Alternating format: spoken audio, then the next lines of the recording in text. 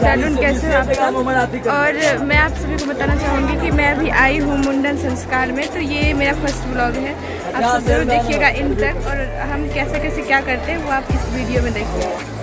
देख सकते हैं ये हमारी छोटी नानी है और हम आए हुए हैं, तो बहुत सारे लोग हैं तो वो भी अंदर है। तो सबसे पहले अभी हम लोग आए हैं यहाँ पर पैर धोने के लिए। चलिए ये देखिए कितने अच्छे है, कितने गंदे पानी है। यहाँ पर पहले ये नदी है सिंहेश्वर मंदिर का, ये बहुत ही अच्छा है, फेमस जगह है। ये हमारी नानी जी है, ये पैर धो रही है, दो ना। हम लोग सबसे पहले आए हैं और यहाँ पर पैर और जल लेंगे, उसके बाद फिर जाएंगे पूजा करने।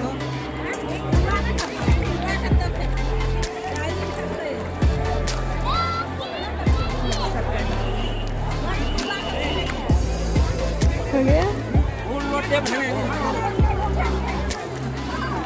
अब यहाँ पर मेला लगा हुआ है।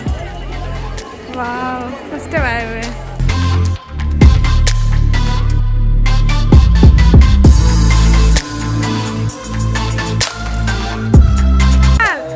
धूप में केहन लग रहा है?